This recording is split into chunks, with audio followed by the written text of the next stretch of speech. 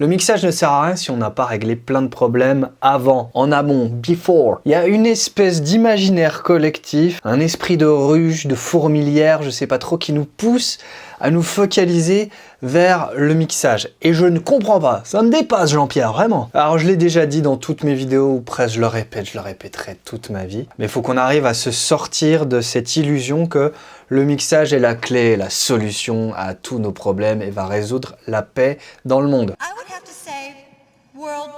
Alors attention, je dis pas qu'il faut jeter le mixage avec l'eau du bain, non, mais je pense qu'il faut apprendre à prioriser, à focaliser notre attention sur ce qui importe. Je pense qu'il faut apprendre surtout à segmenter les étapes, hein. C'est comme ça que font les productions professionnelles. On a différents stades, la pré-prod, la prod, le mix, le master, la commercialisation. Je pense que c'est important de garder ça en tête, même si on fait un petit peu tout en même temps dans notre studio, même si on a tendance à un petit peu tout vouloir cumuler, tout faire tout le temps, on peut amener comme ça un petit peu cette rigueur, je pense, dans notre propre process. Mais alors, pourquoi je dis que le mixage est inutile? En fait, il est inutile dans le sens où il faut d'abord se préoccuper de la source et d'abord, en fait, se préoccuper de ce qu'on va mettre finalement dans le mixage. Le mixage, c'est ni plus ni moins que la somme de toutes les pistes qu'on va mettre dans notre projet et puis de faire en sorte d'équilibrer tout ça. Seulement, si on ne se soucie pas de la qualité de ce qu'on met justement dans ces pistes,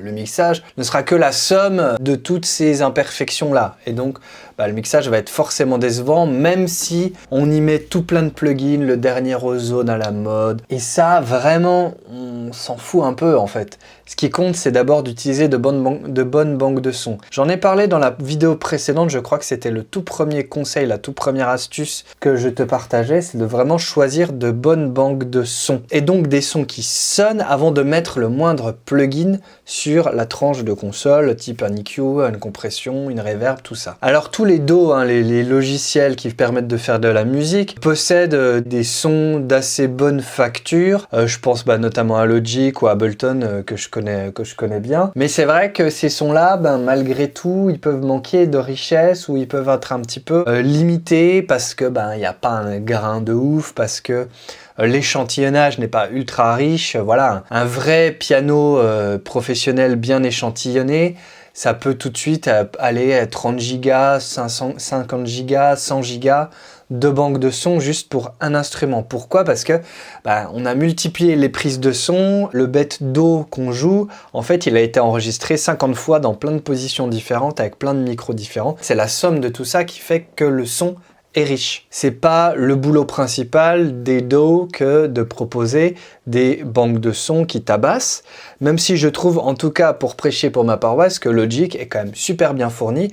Pour commencer, en tout cas, il n'y a rien de mieux, c'est imbattable, on a tout ce qu'il faut dans le logiciel et c'est également le cas pour la plupart des softwares. Parce qu'il faut se poser la question finalement, qu'est-ce que c'est qu'un bon son? Un bon son, c'est un son qui est riche en texture, en harmonique. Quand je joue une note, en fait, il n'y a pas qu'une seule note, mais il y a plein de petites notes, ce sont les harmoniques, qui sont aussi là et qui enrichissent le son. On n'a pas juste une seule sinusoïde, mais plein de petits ersatz comme ça de sons qui complémentent et qui enrichissent le son. Un bon son, c'est aussi, je sais pas, un son qui peut être très réaliste, typiquement dans le cadre du piano qu'on a échantillonné, ou dans le cadre d'un orchestre qu'on a enregistré, et qu'on peut rejouer ensuite à l'aide d'un clavier, la qualité de l'enregistrement et donc de l'échantillonnage, du sampling, va ensuite découler de la qualité de l'instrument virtuel qu'on va réutiliser nous, tout seul dans notre petite room avec nos 10 doigts. Cette idée vraiment d'avoir un son plein, un son qui met d'accord, quoi, sur lequel en fait on n'a pas besoin de repasser derrière avec 50 effets pour essayer d'avoir un truc un peu réaliste. Un son en fait qui te permet tout de suite de te projeter dans le résultat final et tout de suite être dans cette inspiration, parce que c'est assez satisfaisant et grisant de jouer juste l'instrument en tant que tel et de pas tout de suite réfléchir à se dire comment je vais faire sonner ce truc-là. Pourquoi? Simplement parce qu'il sonne déjà. CQFD. Alors d'une manière générale, moi je te conseille de passer par 3 étapes si tu t'intéresses à améliorer ton son, patati patata. Dans un premier temps, je te conseille de n'utiliser que les sons de ton logiciel. À la fois les plugins de mix, mais également les banques de sons intégrées, etc.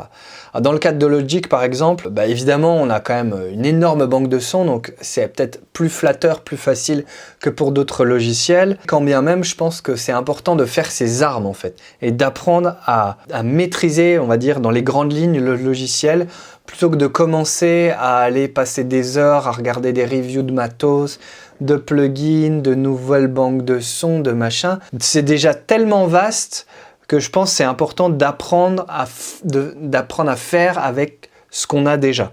Pour faire ses classes, un petit peu comme à l'armée, il y a l'entraînement de base. Si tu passes pas par cet entraînement de base, mais que tout de suite tu es en train de bricoler des trucs avec d'autres banques de sons, tu vas t'y perdre et tu vas jamais passer par cette espèce de baptême, cette épreuve de feu, du feu, qui est d'essayer de comprendre finalement comment marche ton logiciel. Et si tout de suite tu es déjà en train de sortir du truc pour essayer de brancher d'autres machins dedans, enfin, tu vas pas t'en sortir. Je pense que c'est vraiment important de consacrer du temps à ne faire que ça et à poncer ton logiciel, essayer de comprendre comment il marche. Avec les outils qu'il possède déjà, c'est largement suffisant, je trouve, en termes d'inspiration, en termes de créativité, et surtout, il faut garder à l'esprit que tu es en train d'apprendre à maîtriser un instrument global qui est le logiciel. Ensuite, quand tu es suffisamment à l'aise avec ton logiciel, je te conseille d'investir dans des banques de sons tierces.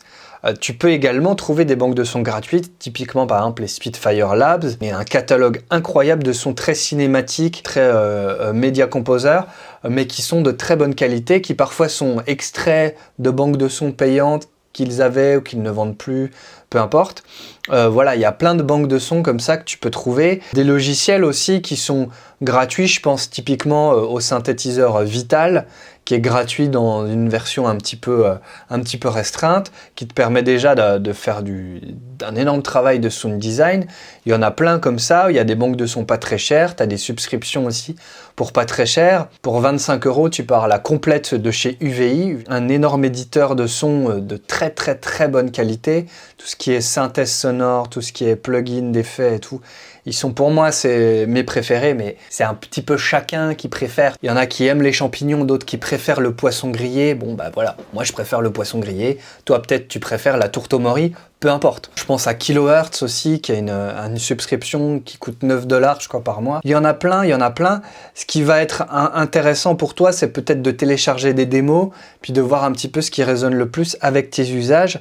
Surtout, te fais pas influencer par les vidéos YouTube comme la mienne, ou comme plein d'autres d'ailleurs qui passent leur temps aussi, mine de rien, à faire des partenariats avec des marques et donc à pousser très souvent quand même beaucoup les mêmes logiciels, les mêmes outils, les mêmes sons. Ça devient presque inconscient, mais on se dit qu'on a besoin d'utiliser les mêmes outils, les mêmes banques de sons que les mecs qui nous les proposent pour, si tu veux, avoir le même niveau que ces mêmes personnes. Alors que très souvent, c'est des gens qui se sont d'abord butés sur leur logiciel. Quand ils n'avaient pas de sous, pas d'audience, pas de partenariat, ils investissaient pas des milliers des cents, puisque de toute façon, en général, maintenant, c'est les éditeurs qui leur fournissent les banques de sons. Garde toujours ça à l'esprit, ce dont on te parle en ligne, moi aussi, il faut quand même garder une distance avec ça, d'accord? Mais donc, première étape, poncer le logiciel. Deuxième étape, commencer à investir dans des banques de sons, commencer à télécharger des démos pour voir un petit peu ce qui correspond à tes besoins, à tes usages, parce que moi personnellement je me vois mal faire sans un batteur virtuel par exemple. J'utilise EasyDrummer 3, mais peut-être que pour quelqu'un qui fait de l'électro ou des instru rap ou je sais pas quoi, il n'a pas besoin de cet outil-là, tu vois. Donc essayer de réfléchir. Peut-être que finalement tu vas juste prendre la complète de chez Native qui coûte déjà un rein, et avec ça tu as un espèce de pack un peu complet qui va te permettre déjà d'explorer énormément de choses. T'en auras pas fait le tour avant d'avoir 50 ans, ça c'est clair et net. Réfléchir à ce qui correspond à tes usages et à commencer à investir tout en conservant, si tu veux, tes plugins de mix qui sont inclus dans ton logiciel. C'est un petit peu ça, moi je trouve, le meilleur des mondes. C'est d'investir dans des banques de sons qui vont tout de suite avoir un gap qualitatif énorme par rapport aux instruments de ton logiciel et continuer à utiliser les EQ, les compresseurs, les reverbs qui sont inclus dans ton DAW, ceux de Logic, ceux d'Ableton, ceux de de Bitwig, de Studio One sont très bien. Tu peux déjà faire énormément de choses. Reason, j'en parle pas parce que c'est vraiment un instrument en tant que tel. Tu peux vraiment faire beaucoup de choses. Tu es dans une évolution logique que d'utiliser des banques de sons externes avec les plugins de ton logiciel. Je pense que c'est le meilleur move à faire. Et dans un troisième temps, ça va être effectivement de commencer à réfléchir aux plugins de mix. Si tu maîtrises la compression, tu vas te dire, bon bah peut-être que je vais essayer d'aller chercher tel type de compresseur. Si tu maîtrises déjà les EQ de ton logiciel, bon bah tu vas peut-être te dire, je vais aller chercher l'émulation de tel equalizer ou peut-être utiliser des channel strips dédiés type SSL, type Focusrite, type AMEK, voilà, que tu peux trouver par exemple sur Plugin Alliance. C'est des très bons outils un peu tout en un, mais disons que si tu maîtrises pas dans un premier temps ce que c'est qu'un EQ, ce que c'est qu'un compresseur ou un gate, ce que c'est qu'un DSR, si tu te retrouves face à une tranche de console qui possède tous ces attributs-là, tu vas pas comprendre, tu vas tourner 2-3 potards au hasard, mais sans savoir ce que ça fait. Et en fait, voilà, tu vas pas utiliser ces outils dans leur pleine mesure, on va dire. C'est vraiment une fois que tu maîtrises les outils de ton logiciel que tu peux commencer à te dire, ok, je vais m'acheter des nouveaux plugins de mix. Personnellement, si j'étais toi, j'investirais d'abord dans des plugins de spatialisation, type reverb, type delay. Voilà, les Valhalla sont une excellente porte d'entrée pour payer des plugins pas chers mais d'excellente qualité. Valhalla, tous les plugins sont à 50 €. Donc voilà, pour 100 €, tu peux te choper un excellent delay et une excellente reverb. Et avec ça, tu vas déjà faire un énorme travail et un énorme bond qualitatif pour la spatialisation de tes mixages. Ça me semble pas être un move déconnant, quoi. Je pense que c'est important de garder à l'esprit qu'on est tous différents, on a tous des besoins différents. Certains vont avoir besoin d'instruments virtuels de bonne qualité, d'autres s'en contrefoutent parce qu'ils enregistrent surtout de l'audio, parce qu'ils ont plein déjà d'instruments, ils ont du synthé hardware à gogo. Finalement, leur priorité, ça va être peut-être de réussir à tout brancher directement dans leur carte son, par exemple. D'autres utilisent uniquement des sons synthétiques, mais électro, très typés, et donc tout ce qui est sonorité acoustique, ça va pas les intéresser. D'autres vont être objectivement vont principalement faire du mixage, et donc là peut-être qu'effectivement il va falloir investir dans des plugins de mix. Dans tous les cas, je pense que ma règle de 3 étapes est pas trop mal pour la plupart des gens. D'abord, poncer son logiciel quel qu'il soit, c'est la clé pour toutes les étapes suivantes. Si tu veux être bon en production, il faut être bon dans ton logiciel, il faut connaître tes raccourcis, il faut connaître un maximum de fonctionnalités parce que c'est ce qui va te permettre de traduire tes idées concrètement dans l'écran. Dans un deuxième temps, commencer à trouver des banques de sons, des synthétiseurs, des choses vraiment qui créent de la matière sonore. Continuer d'appliquer les plugins d'effets qui sont inclus dans ton logiciel, qui vont être plus ou moins riches, plus ou moins intéressants, suivant les logiciels, on est d'accord, mais qui permettent de faire 90% du job pour la plupart des gens. Mais déjà d'investir dans les banques de sons, c'est ça qui fait le plus gros de la différence. Et dans un troisième temps, pour ramener les 10%, on va dire, qui manquent, eh ben, tu vas pouvoir investir dans des plugins d'effets de bonne facture, des bons compresseurs, des bons EQ qui sont musicaux, où là, tu vas tourner des potards et tout de suite, il va y avoir une incidence un peu flatteuse. Je parlais par exemple de booster ses fréquences dans la vidéo précédente. Faut pas avoir peur de le faire, mais disons que avec certains plugins qui émulent très bien des outils hardware qui eux-mêmes sont très musicaux, tu te rapproches un petit peu de cette magie-là, de la magie du hardware très flatteur qui amène une plus-value parce que il y a un truc, le son passe, les électrons finalement qui composent le son qu'on envoie via des câbles dans d'autres composants électroniques. Il y a une espèce de magie qui se passe à un moment et qui flatte le son, qui lui amène une musicalité, une richesse. Ces plugins-là te permettent de retrouver un tout petit peu de cet essentiel-là. Première étape, que le logiciel. Deuxième étape, des bonnes banques de sons. Et troisième étape, commencer à investir dans des plugins de mix externe. Voilà, bon, c'était fouillis parce que j'avais pas trop préparé, mais c'est vraiment un truc que je vois partout. Je comprends pas cette obsession avec le mixage. Arrêtez de vous prendre la tête avec ça, les gens. Surtout qu'en plus, en général, le mixage, on le fait pas très bien nous-mêmes. Essayons déjà de nous focaliser sur faire de la bonne musique, une musique qui nous ressemble, une musique qui a de la gueule, qui a du chien, qui a une âme surtout, avant de commencer à se pignoler, excuse-moi du terme, avec les derniers trucs de compression, avoir le dernier 1176 à la mode, ou je ne sais quelle réédition de je ne sais quel plugin d'équalisation, c'est pas ça qui fait la différence.